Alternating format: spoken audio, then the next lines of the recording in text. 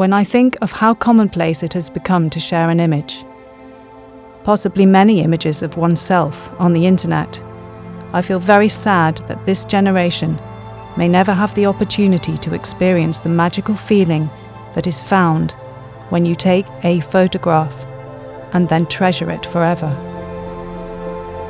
Writing this, I'm reminded of the many thousands of soldiers at war who have been kept alive by the hope of returning to a sweetheart whose photograph was perhaps their only possession during the dark days away from their homeland.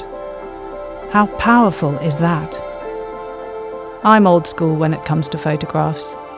My personal photographs are my treasure. They are my records of the most beautiful and magical things that I have experienced. I see them when I close my eyes, and they remind me of my adventures and all the beauty I have been fortunate enough to see.